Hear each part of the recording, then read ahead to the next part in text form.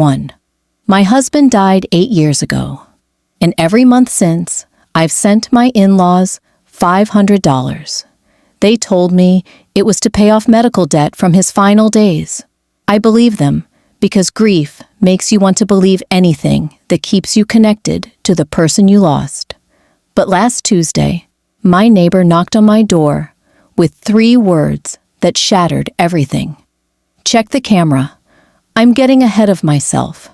Let me start from the beginning, because the truth is always buried in details you didn't think mattered. When Marcus died, I was 32. We'd been married for 6 years. No kids yet, because we were waiting for the right time. That mythical moment when everything aligns perfectly. Turns out, there is no right time. There's just time, and then suddenly, there isn't. The hospital bills came fast. $73,000 for 3 weeks in intensive care. Insurance covered most of it. But his parents, Linda and Robert, sat me down 2 months after the funeral and explained there was still debt. $24,000, they said. Marcus had apparently taken out a personal loan to cover the gap, and they'd co-signed. I was drowning then. Going back to work felt impossible. Getting out of bed felt impossible. So when they offered to handle the debt if I could just help with monthly payments, it felt like mercy. $500. I could manage that. It felt like the least I could do for the family of the man I'd lost. That was 8 years ago. Do the math. $500 times 12 months times 8 years. $48,000, double what they said the debt was. But I never questioned it, because Linda would call every month, her voice tight with stress, talking about interest rates and payment plans, and how grateful they were for my help. She made it sound like we were barely staying afloat together. I worked 2 jobs for the first 3 years. Waited tables at night after my day job in medical billing. I wore the same 4 outfits on rotation. I drove a car with 200,000 miles on it. I turned down invitations because I couldn't afford to go out. My friends stopped asking eventually, but I sent that money every single month because it felt like honoring Marcus, like keeping a promise to the people who raised him. 3 months ago, something shifted. I was at the grocery store, and I saw Linda. She didn't see me. She was in the wine aisle, loading her cart with bottles that cost $40 each. I know because I'd looked at that same brand once, saw the price, and walked away. She had 6 bottles. Then she added artisan cheese, imported olives, the kind of crackers that come in boxes too pretty to open. I stood there, holding my store brand pasta, and watched her shop like money was air. Maybe she got a raise, I told myself. Maybe Robert's business picked up. Maybe they won something. I created explanations because the alternative was too ugly to consider. But I started noticing things after that. Little things that added up. Their Facebook posts showed restaurant check-ins at places with $50 entrees. Linda posted photos from a cruise last year, the Bahamas, 7 days. She wore different designer sunglasses in every photo. Robert's profile picture changed to him standing in front of a new truck. Not used, new. The kind with leather seats and a price tag that makes you wince. Still, I sent the money, because maybe they'd saved for those things. Maybe they deserved to enjoy life after losing their son. Maybe I was being petty for even noticing. Then last month, Linda called and asked if I could increase the payment to $700. Just temporarily, she said. There'd been an unexpected expense. Medical bills for Robert's knee surgery. I said yes. I always said yes. I picked up extra shifts. I canceled the one subscription service I had left. I made it work. That's when my neighbor Sarah came into the picture. Sarah's lived next door to me for 4 years. We're friendly in that casual way neighbors are. We water each other's plants when someone's out of town. We accept packages. We wave from our driveways. But we've never been close. She's retired, keeps to herself mostly, does a lot of gardening. Last Tuesday, she knocked on my door at 7 in the morning. I was getting ready for work, barely awake. And there she was on my porch, looking like she hadn't slept. "I need to show you something," she said. No greeting, no small talk. I invited her in. She was holding her phone so tightly, her knuckles were white. "I wasn't sure if I should say anything," she started. "I minded my business for months, but I can't anymore. Not after what I saw yesterday." She pulled up a video on her phone. Her doorbell camera, she explained. It faces the street, catches part of my driveway. The footage was from 6 months ago. I watched myself leave for work in the morning. Normal day, nothing special. Then, 20 minutes later, a car pulled into my driveway. Linda got out. She had a key to my house because I'd given her 1 year ago. Told her to use it any time. Family, right? I watched her let herself in. She was inside for 40 minutes. When she came out, she was carrying things. A box, my laptop bag, some picture frames. "Keep watching," Sarah said. The next clip was from 2 months later. Same thing. Linda arriving after I left for work, going inside, coming out with items. This time, a lamp I'd been looking for. I'd assumed I'd donated it and forgotten. Sarah scrolled through her camera roll. She had dozens of clips, months and months of footage. Linda coming and going from my house like she owned it, sometimes alone, sometimes with Robert, once with someone I didn't even recognize. "I thought maybe you knew," Sarah said quietly. "I thought maybe you'd asked her to get things for you. But yesterday, I saw her take your grandmother's quilt off your porch chair, the one you always keep out there. And I knew you wouldn't have agreed to that. My grandmother's quilt, the only thing I had left of her. I'd been searching for it for 2 weeks. Thought maybe I'd accidentally thrown it in the wash, and it had fallen behind the machine. I couldn't breathe. The room tilted. There's more, Sarah said. She pulled up a different app. I have a friend who works in real estate. After I saw all this, I asked her to look something up for me. I hope that's okay. She showed me a property listing. A house in Clearwater. 4 bedrooms, pool, updated kitchen, sold 8 months ago for $620,000. The buyers listed were Robert and Linda Patterson. They'd bought a house, a second house, a vacation home, while I worked doubles to send them $700 a month. I debated telling you, Sarah said. It's not my place. But if someone was stealing from me, I'd want to know. She left after that, told me to call if I needed anything. I sat on my couch for 3 hours, staring at nothing. Then, I got up and checked my house. Really checked it. The silver candlesticks my mother gave me for my wedding, gone. I'd thought I'd packed them away, but now I couldn't remember the last time I'd actually seen them. Marcus's watch collection. He'd had 7 watches.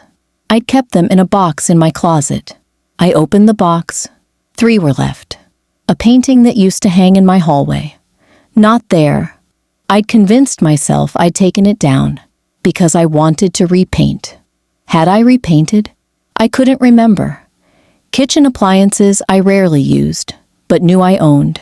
My good blender. My stand mixer. The espresso machine Marcus bought me for our anniversary. All gone. I started making a list. Everything I could confirm was missing. The list grew to 2 pages. Conservatively, thousands of dollars worth of items. Maybe more.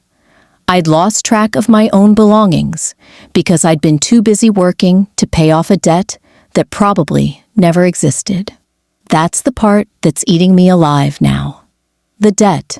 Was it ever real? I haven't confronted them yet. I know I should. I know I need to. But part of me is terrified of what I'll find if I start pulling that thread. Because if the debt wasn't real, then what was the money for? If they were stealing from my house for years, what else have they been lying about? And the worst question, the one I can barely let myself think, did they ever actually love Marcus?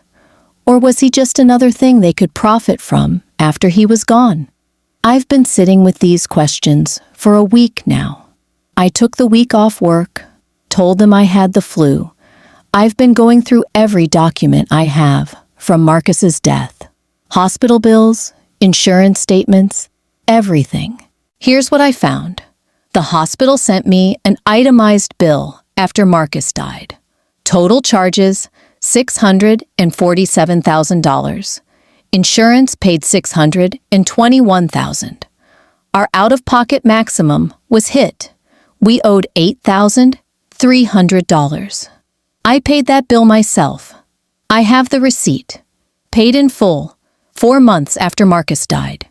I'd forgotten about it because everything from that time is a blur. But it's there in my files. Stamped. Processed. Closed. There was no $24,000 debt. There was no personal loan. I checked Marcus's credit report from right before he died. Nothing. No loans. No co-signed anything. They lied. From the very beginning, they lied. And I gave them $48,000 based on that lie. I sat there with those documents spread across my coffee table, like evidence at a crime scene. Because that's what this was. A crime. Fraud. Theft. But worse than that, exploitation of grief so fresh I could barely function. The hospital bill was dated October 9th. Marcus died September 21st. I'd paid it 2 weeks later, October 7th. My handwriting on the check memo. Final balance, Marcus Taylor account. I remembered writing that check. Remembered the way my hand shook. Remembered thinking at least this part was over. At least I could close this one horrible chapter.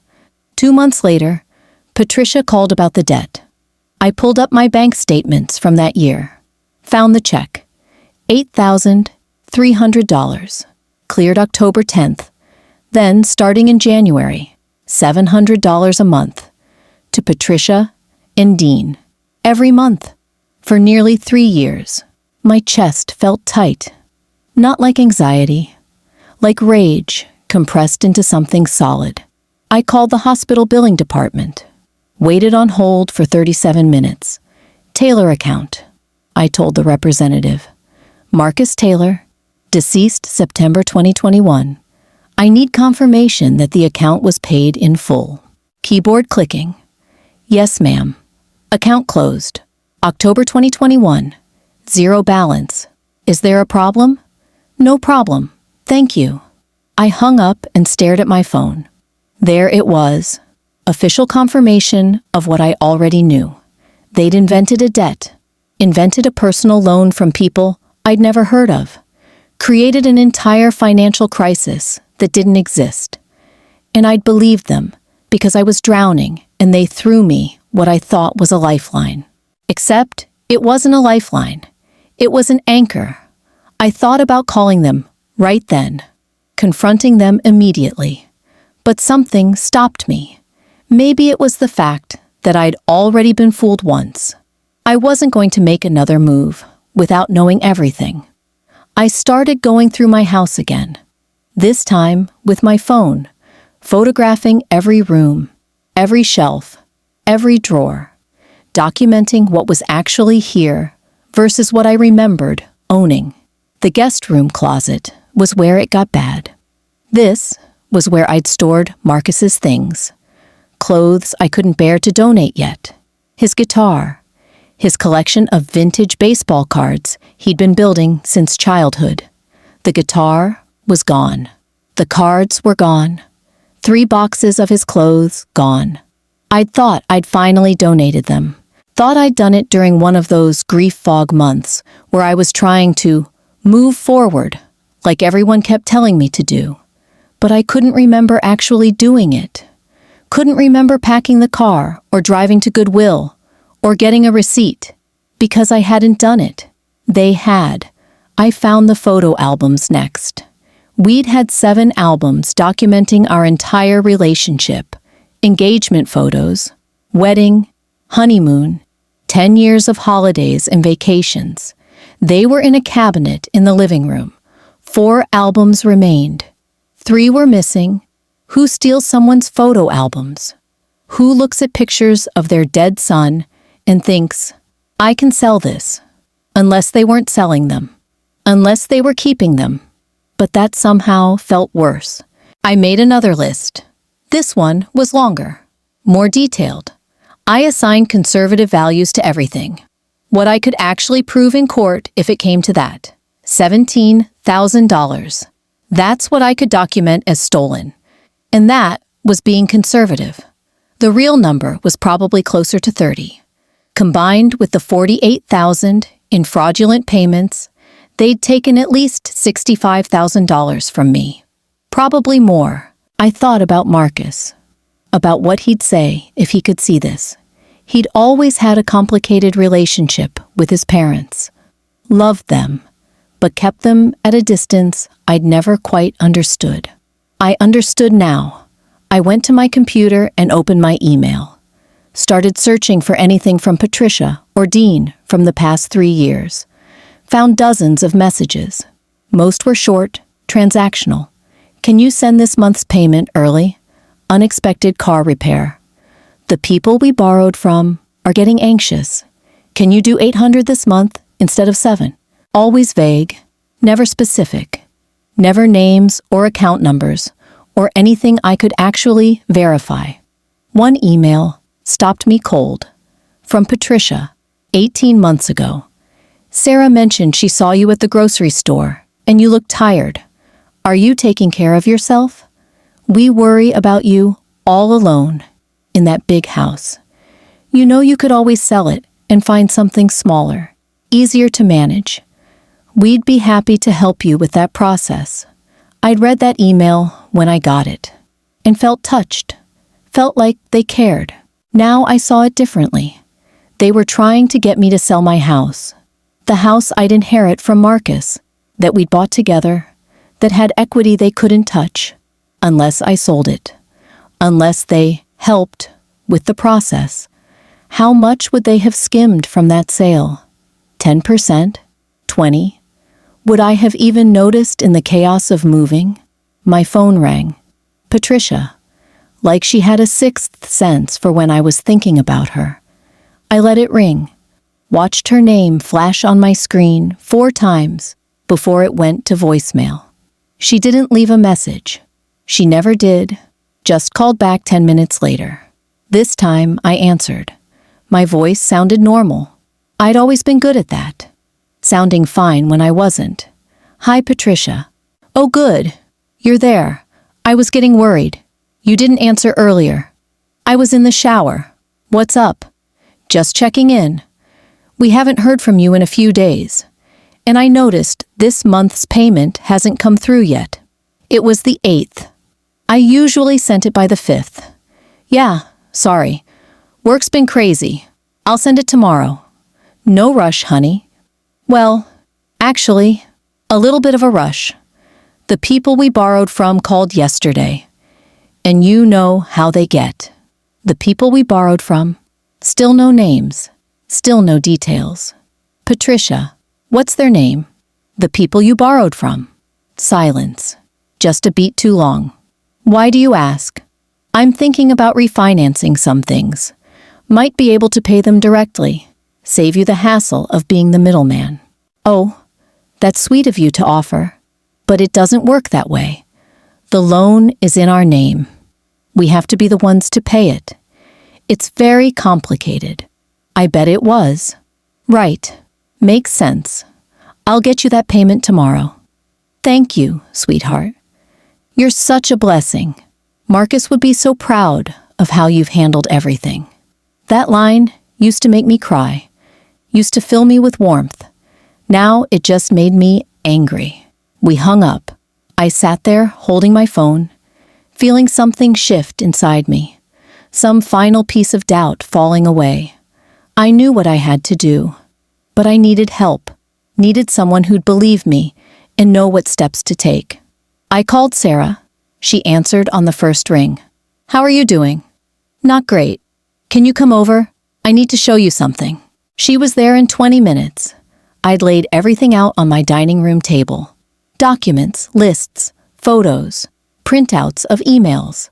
Sarah walked around the table slowly, picking up papers, reading, setting them down. Her expression got darker with each item. "Jesus Christ," she finally said. "This isn't just bad. This is criminal." "I know. Have you confronted them?" "Not yet. I wanted to make sure I had everything first. Make sure I wasn't crazy." "You're not crazy. They're thieves."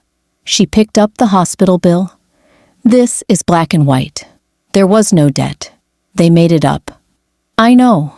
So what do you want to do?" That was the question. What did I want? I wanted my money back. I wanted my stuff back. I wanted the last 3 years of my life back. The years I'd spent working myself into exhaustion for a lie. But more than that, I wanted them to face what they'd done. Wanted them to have to say it out loud. Admit they'd stolen from their dead son's widow. "I want to go to the police," I said. "But I don't know if I have enough proof." Sarah sat down, pulled the documents toward her. She worked in hospital administration, dealt with billing and insurance all day. She knew how to read these things. "This is enough to start," she said. "You have the hospital bill showing no debt. You have bank records showing payments. You have emails that could be interpreted as part of a fraud scheme. And you have a list of stolen property. But I can't prove they took the stuff. I gave them a key. They had access, but I never saw them actually take anything. Did they ever ask to borrow these items?" I thought about it. "No, never mentioned them at all." "And you didn't give them permission to take them?" "No." "Then it's theft. Doesn't matter that they had a key." She pulled out her phone. "My brother's a lawyer. Not criminal, but he'll know who you should talk to. Can I call him?" I nodded. Felt something like relief mixing with the anger. Sarah stepped into the kitchen to make the call. I stayed at the table, looking at the evidence of my own exploitation spread out in front of me. 3 years, $48,000 in cash, $17,000 in property, $65,000 total. But it wasn't about the money. Not really. It was about the fact that they'd looked at my grief and seen opportunity. Looked at my devastation and thought, how can we profit from this? That's what I couldn't forgive. That's what made this unforgivable. Sarah came back. He's calling someone, a prosecutor he knows who handles financial crimes. She's going to call you tomorrow. Okay. Are you sure you want to do this?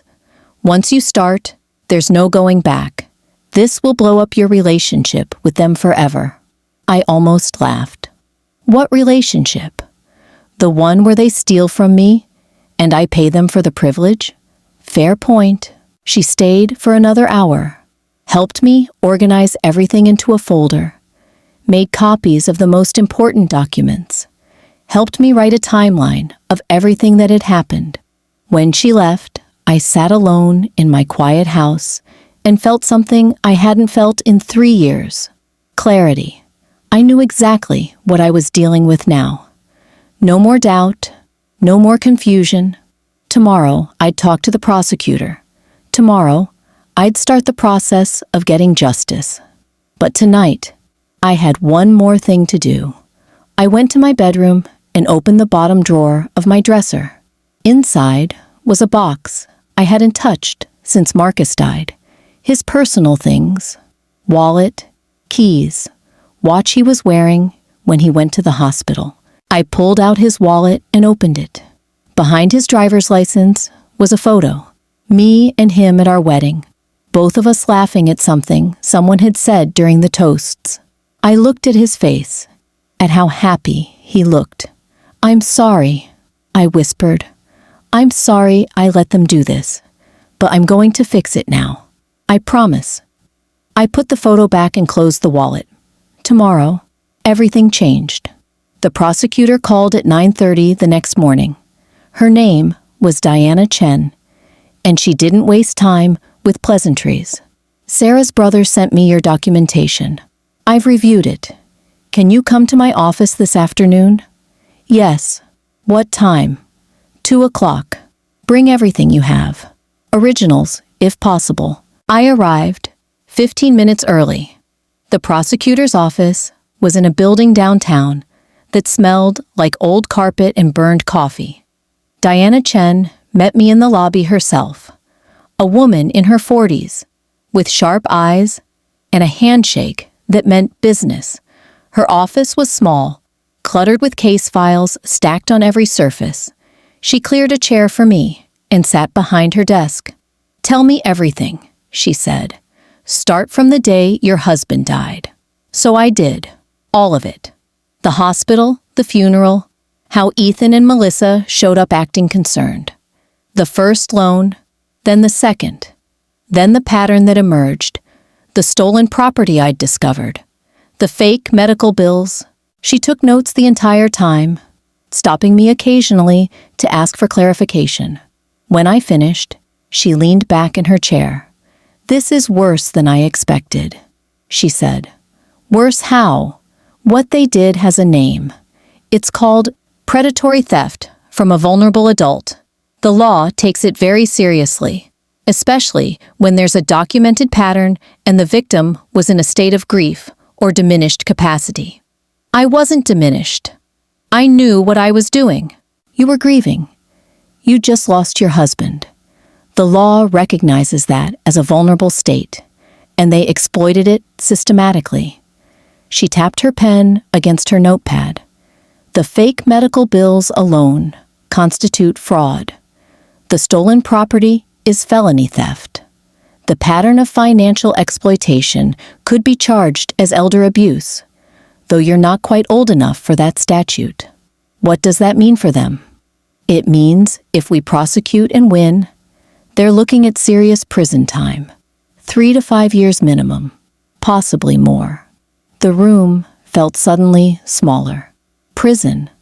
I'd wanted consequences, but hearing it stated so plainly made it real in a way it hadn't been before. "What do you need from me?" "First, I need you to be certain you want to proceed. Once we file charges, this becomes public. Your family will know. Their friends will know. It will be ugly. They made it ugly when they stole from me." She nodded, something like approval in her expression.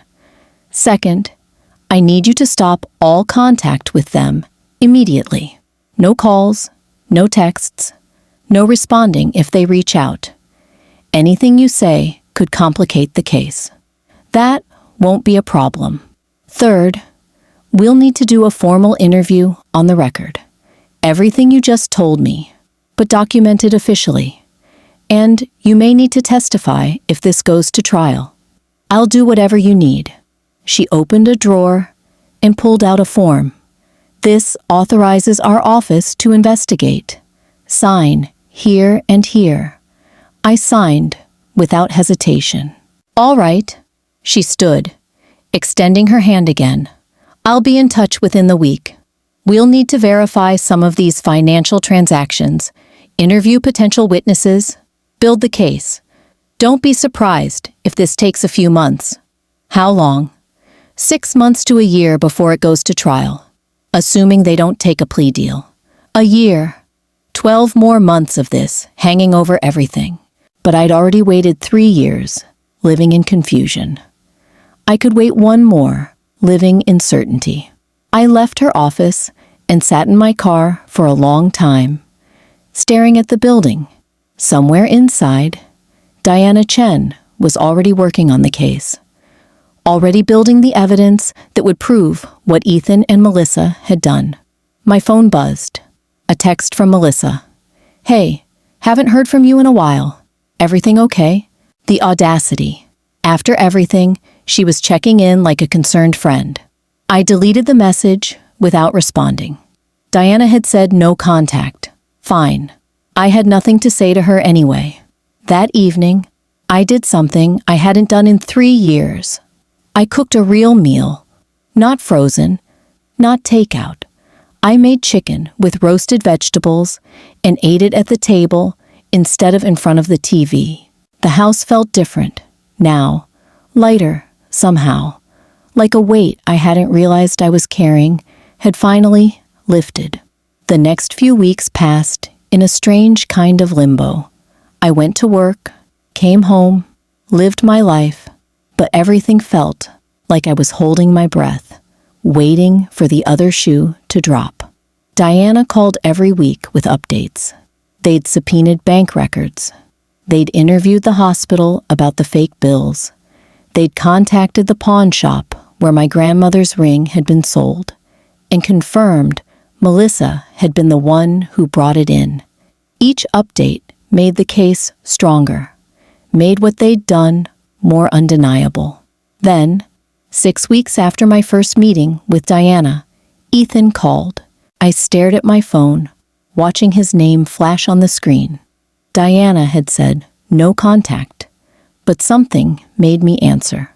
Hello? Mom. His voice sounded strange. Tight. We need to talk. I don't think we do. The police came to our house today. They asked questions about money we borrowed from you, about some medical bills. So it was happening. They knew they were being investigated. I can't talk to you about this, Ethan. Can't or won't. Both. Silence on the other end.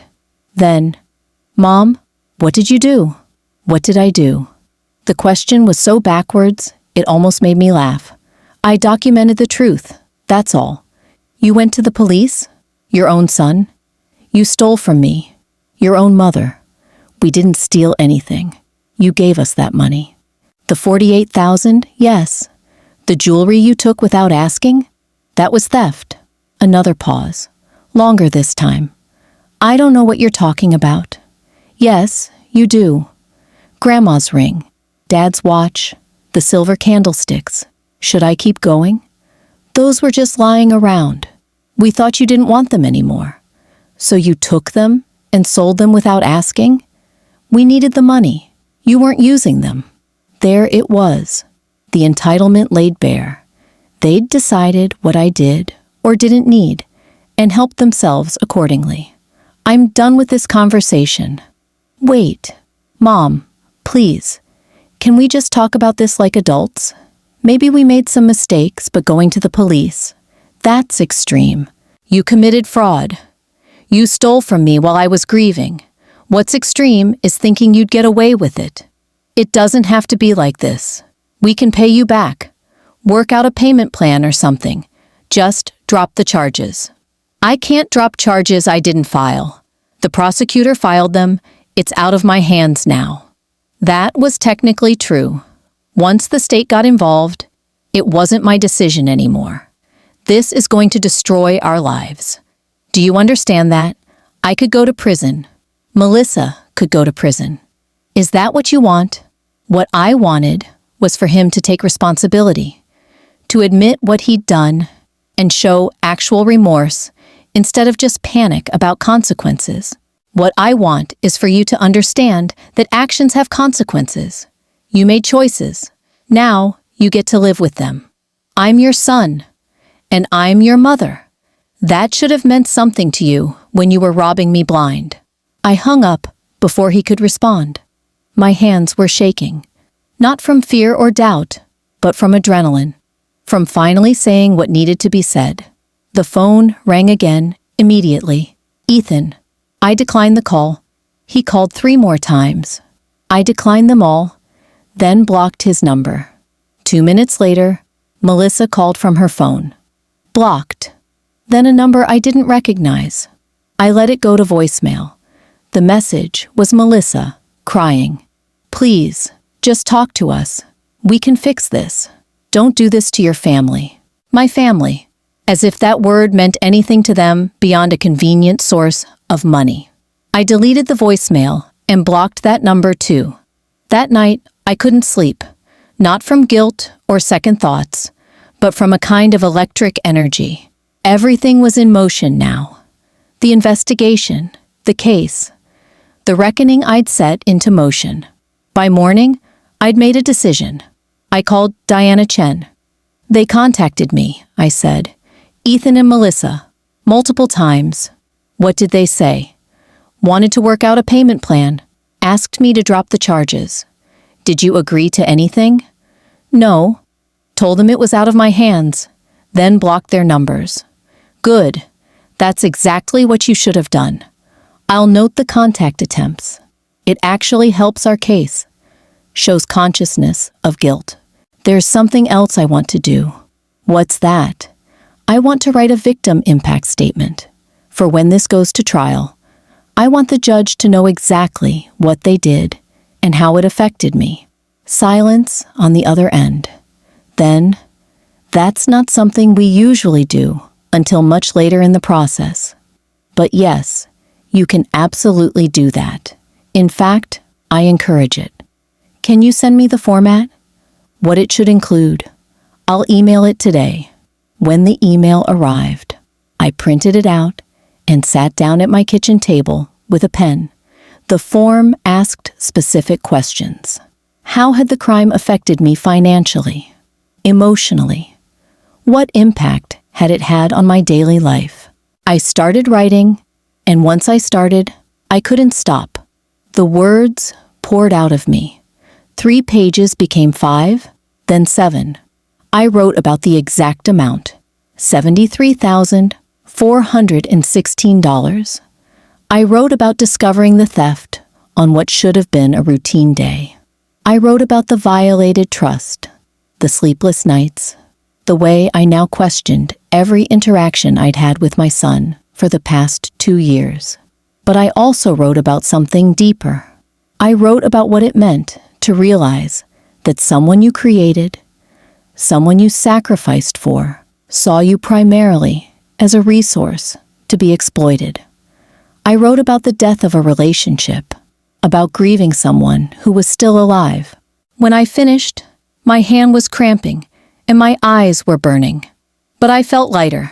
All of it was on paper now, documented, real, undeniable. I scanned the pages and emailed them to Diana Chen. Her response came within an hour. This is powerful, very powerful. Keep this safe. We'll use it when the time comes. The next few weeks fell into a strange rhythm. I went to work, came home, lived my life, but underneath the normalcy, the legal machinery was grinding forward. Diana kept me updated. The prosecutor had formally charged both Ethan and Melissa with felony theft and identity fraud. Their arraignment was scheduled for the following month. They've hired a lawyer, Diana told me over the phone. Public defender initially, but somehow they came up with money for private counsel. Whose money? I asked, though I could guess. Melissa's parents, most likely. The lawyer's already reaching out about a plea deal. What kind of deal? They want to plead to a lesser charge, misdemeanor fraud instead of felony theft, restitution over time, probation, no jail time. And what do you think? I think they stole over $70,000 from you, using sophisticated methods over an extended period. That's not misdemeanor behavior, but it's not my decision. The prosecutor handles charging decisions. You'll be consulted as the victim, but ultimately it's up to the state. What would you do if it were you? Diana was quiet for a moment. I'd let them face the full weight of what they did, not out of vengeance, but because that's what accountability looks like. They need to understand there are real consequences for real crimes. I thought about that conversation for days. Was I being vindictive? Should I show mercy? The questions circled in my head like vultures. Then I got a letter. Not an email, not a text, an actual physical letter in my mailbox. The return address was Melissa's parents' house in Connecticut. I almost threw it away, unopened. But something made me slice the envelope. The letter was from Ethan, his handwriting, cramped and hurried. "Mom, I know you probably don't want to hear from me. I know I messed up. But this is going too far. Melissa's pregnant. We just found out.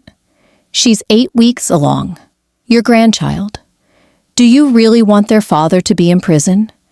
Do you really want to do this to an innocent baby?" I read it twice, then a third time. Each reading made me angrier. This was manipulation at its finest. The pregnancy might be real, or it might be a lie. But either way, it was being weaponized. Used as a shield, a guilt trip, a last desperate attempt to make me back down. I took a photo of the letter and sent it to Diana. Her response was immediate. "Do not respond. This is evidence of attempting to influence a victim. I'm forwarding this to the prosecutor." I didn't respond to Ethan, but I did something else. I called my mother. We hadn't spoken in weeks, not since I'd told her about the theft, and she'd suggested I was overreacting. "Hello." Her voice was cautious. "Did you know Melissa's supposedly pregnant?" Silence. Then, "Ethan told me. I was going to call you. Were you going to tell me I should drop everything because of it?" "Honey, it's complicated now. A baby changes things." "How? How does it change the fact that they stole from me?" "It doesn't change that, but it changes the stakes. That's your grandchild." "No." The word came out harder than I intended. "That's their child. I'm not responsible for their decisions or their consequences. You're really going to let your son go to prison while his wife is pregnant?" "I'm going to let the legal system work the way it's supposed to work. What happens to Ethan is the result of his choices, not mine. I didn't raise you to be this cold." That stung. But I pushed back. "You raised me to have integrity, to not let people use me. I'm applying those lessons now. To your own son. Especially to my own son." She hung up. I sat there with the dead phone in my hand, feeling the full weight of my isolation. My son, my daughter-in-law, my mother, all on the other side of this divide I'd created by refusing to be a victim anymore. Was I wrong? The doubt crept in during quiet moments. At night, lying in bed, staring at the ceiling. Maybe I should show mercy. Maybe family was supposed to forgive. But then I'd remember the forged signatures, the fake documents, the systematic, calculated theft that happened while they smiled to my face. The way Ethan had hugged me at Christmas while planning the next withdrawal. No, mercy without accountability wasn't mercy. It was enabling. The arraignment, it came.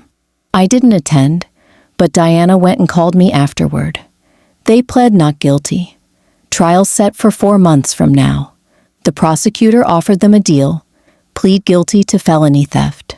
Serve 18 months with possibility of early release. Full restitution. They turned it down. Why would they turn that down? Their lawyer thinks he can win at trial. Or at least thinks he can get a better deal closer to trial date, when the prosecutor gets nervous about court time and resources. Can he win? Honestly, no. We have documentation. We have the forensic accountant's report. We have your testimony. It's an airtight case. But lawyers sometimes sell false hope to clients who are desperate. 4 months. 4 months of waiting, of this hovering over everything. I tried to focus on other things. Work helped. I'd gotten a small promotion, partly because I'd been taking on extra projects to distract myself. The additional income was modest, but meaningful. I also started seeing a therapist. Her name was Dr. Patricia Owens, and she specialized in family trauma. "What you're experiencing is grief," she told me in our 3rd session. "You're mourning the relationship you thought you had with your son. But he's still alive. He's still out there, which makes it complicated. You're grieving someone who's not gone, just fundamentally different. from who you believe them to be. Is it normal to feel guilty about pursuing charges? Completely normal. Society tells us family should forgive everything, but that's not healthy or realistic. You're allowed to have boundaries, even with family, especially with family. My mother thinks I'm being cruel. What do you think? I considered that. I think I'm being fair. They did something illegal and harmful. There should be consequences. Then that's your answer. You don't have to justify your boundaries to anyone, including your mother. Those sessions became an anchor, a place where my feelings were validated instead of questioned. Meanwhile, Ethan and Melissa's lawyer was busy. He filed a motion to suppress some of the evidence, claiming it was obtained improperly. The motion was denied. He filed another, requesting the case be dismissed due to insufficient evidence of criminal intent. Also denied. Diana seemed almost amused. He's throwing everything at the wall. Nothing's sticking. This case is solid. 2 months before trial, the prosecutor's office called me directly. They wanted to meet in person to prepare for my testimony. The meeting was in a conference room at the courthouse.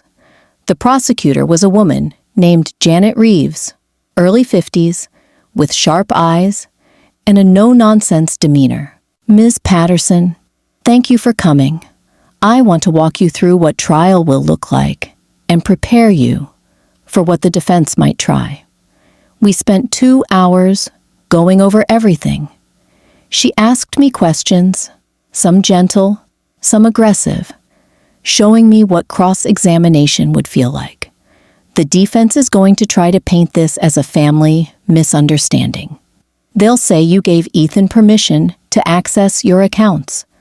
They'll imply you're vindictive, that this is about control, not crime. But I have proof I never gave permission. We have proof, but juries can be unpredictable, especially in family cases. We need you to be clear, consistent, and unemotional on the stand. Unemotional, not cold, but composed. If you cry or get angry, the defense will use it to suggest you're unstable or vindictive. We need you to come across as credible and steady. I practiced my testimony for weeks, in front of the mirror, with Dr. Owens, during sleepless nights. I knew every detail, every date, every dollar amount. 1 month before trial, Melissa's lawyer called Diana. They want to take the deal now. The original one, 18 months, restitution, guilty plea. What changed? Diana asked. Reality set in. They saw the evidence. They know they're going to lose. Diana called me immediately. It's your decision whether to support this plea or push for trial. The prosecutor will listen to your input. I thought about it for exactly 10 seconds. Take the deal. You're sure? I don't need to watch them suffer through a trial. I need them to admit what they did and face consequences. If they're willing to do that, I'll accept it. The plea hearing was scheduled for 2 weeks later. This time, I decided to attend. The courtroom was smaller than I expected. Not the grand chambers from television dramas, but a modest room with fluorescent lighting and worn wooden benches. I arrived early, sitting in the back row, watching as lawyers shuffled papers and clerks prepared documents. Ethan and Melissa entered together, flanked by their attorney. They looked diminished somehow, smaller than I remembered. Ethan wore a navy suit that hung slightly loose on his frame. He'd lost weight. Melissa's face was pale, makeup unable to conceal the dark circles beneath her eyes. They didn't see me at first. When Melissa finally glanced back and our eyes met, she flinched. Actually, flinched. Then quickly turned away. The judge entered. Everyone stood. The formality of it all felt surreal, like watching a play about someone else's life. Case number 74321, State versus Ethan Patterson and Melissa Patterson. Janet Reeves stood. Your Honor, the defendants wish to enter guilty pleas pursuant to a negotiated agreement. The judge, looked at Ethan and Melissa. Is this correct? Their lawyer stood. Yes, Your Honor. What followed was procedural. The judge asked if they understood the charges, if they were entering pleas voluntarily, if they comprehended the consequences. Ethan's voice was barely audible. Yes, Your Honor. Melissa was slightly louder. Yes. Then came the allocution, the part where they had to describe what they'd done, in their own words, on the record. Ethan went first. I accessed my sister's financial accounts without permission. I transferred money to accounts I controlled. I knew I didn't have authorization. I did it anyway. The words were mechanical, rehearsed, but they were an admission. Melissa's turn. I helped Ethan access the accounts. I knew what we were doing was wrong. I participated willingly. The judge reviewed the plea agreement. 18 months incarceration, 5 years probation, full restitution of $173,000, permanent restraining order. Does the victim wish to make a statement? Janet looked at me. We'd discussed this. I'd prepared something. I stood, walked to the front. Ethan wouldn't look at me. Melissa stared at her hands. Your Honor, these people aren't strangers who targeted me randomly. They're my brother and sister-in-law, people I trusted completely. That betrayal hurt more than the financial loss. They didn't just steal money. They stole my sense of safety, my ability to trust family. For months, I blamed myself, wondered what I'd done wrong, why I wasn't enough. But I've learned this wasn't about me.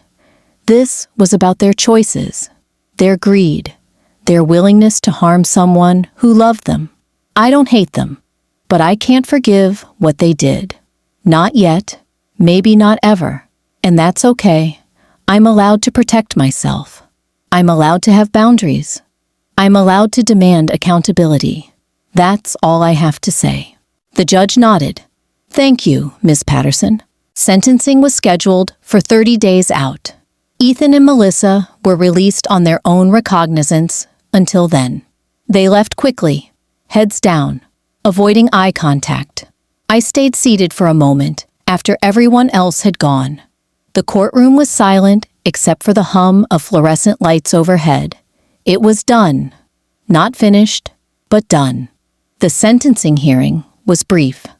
The judge imposed the agreed-upon terms. Ethan and Melissa were remanded into custody immediately to begin serving their sentences. My mother attended that hearing.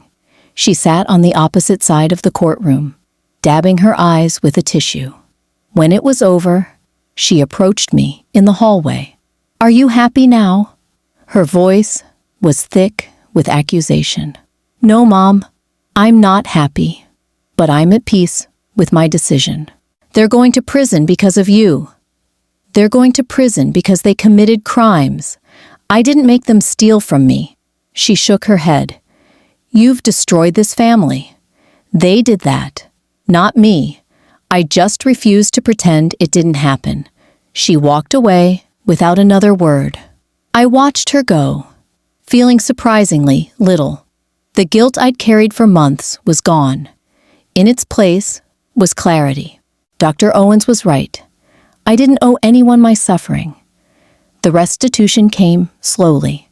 Garnished wages, seized assets, payment plans. I received a check for $12,000 3 months after sentencing. Then another for $8,000. Then smaller amounts, irregular intervals. Diana kept meticulous records. At this rate, full repayment will take approximately 9 years, maybe longer. I'm not holding my breath. Good, because you shouldn't structure your life around waiting for them to make you whole. Move forward anyway. I took that advice seriously. I started looking at houses, not mansions or luxury properties, but modest homes in quiet neighborhoods, places that felt safe, places that were mine. I found one 6 months after the sentencing, a small 2-bedroom cottage with a garden in the back. Nothing fancy, but it was perfect. The day I moved in, Eleanor came by with a housewarming gift, a beautiful set of kitchen towels and a bottle of wine.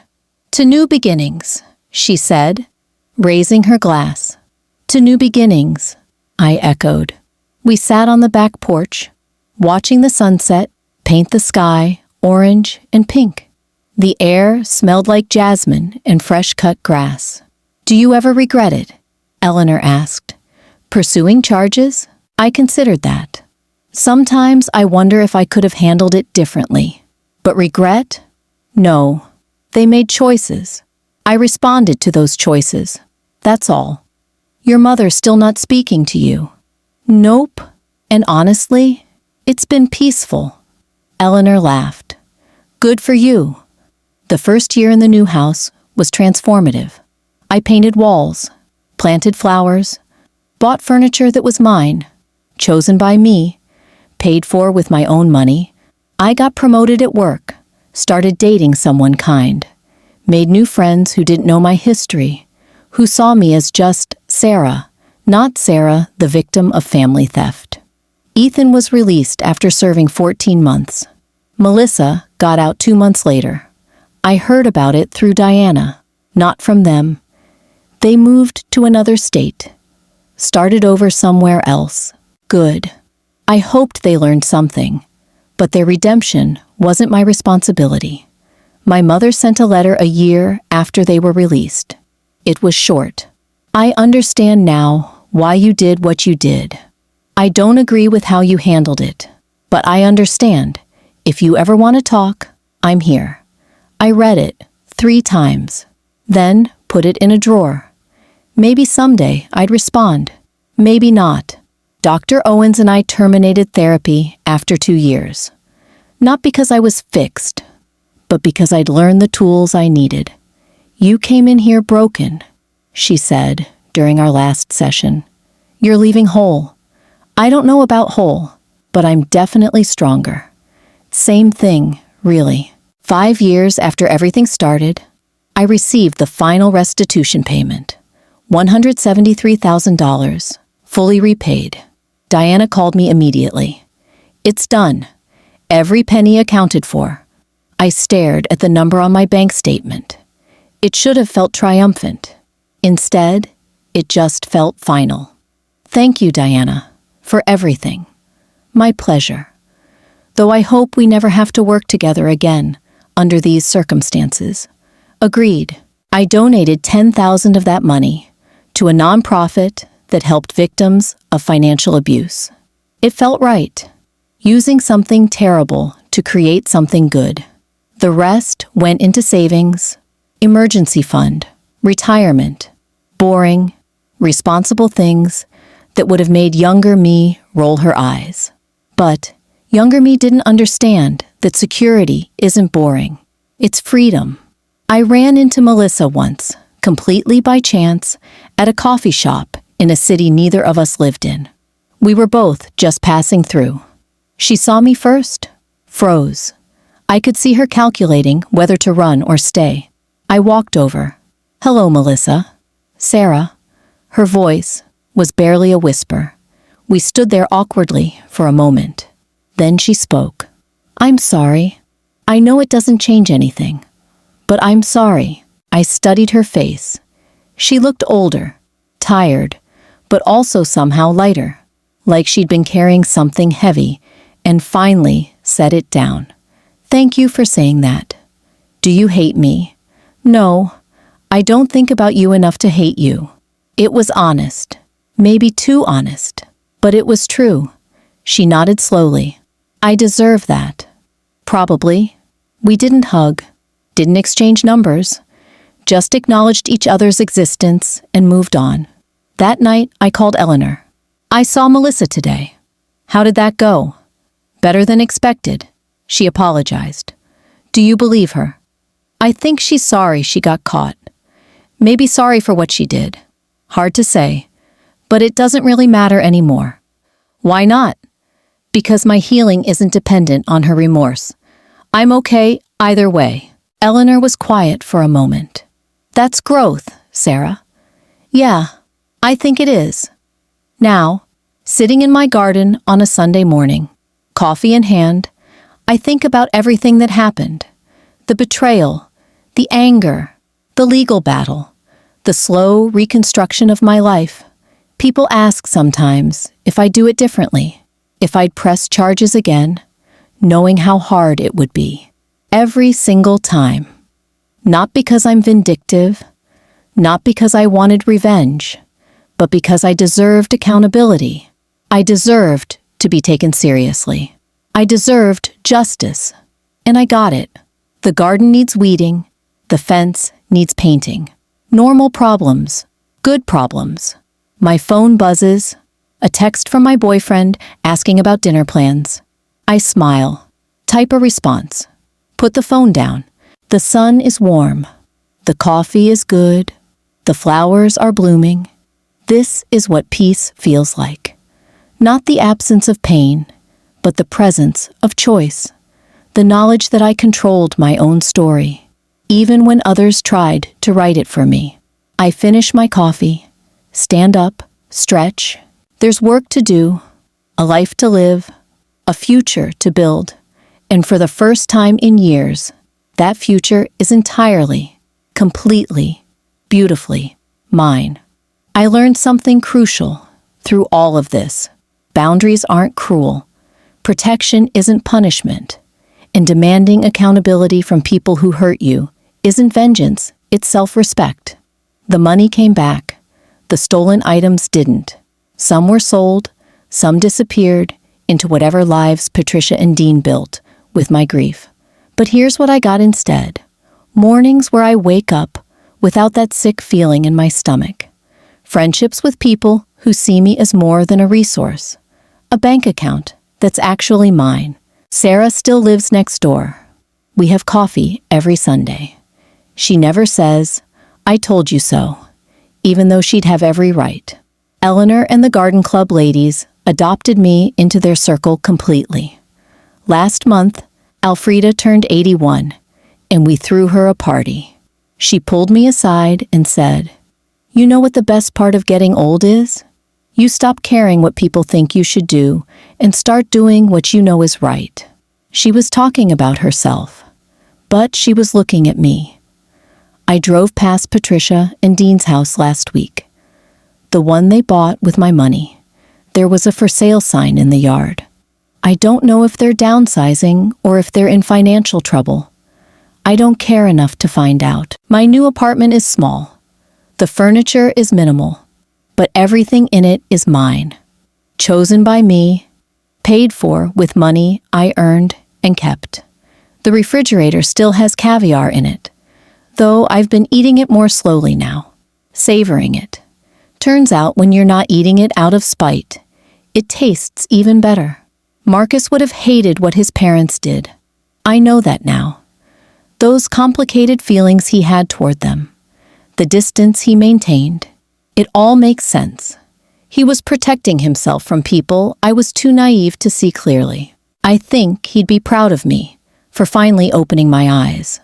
The lawyers say I'll never get back the full value of everything they took. Some things are gone forever, but I got back something more important.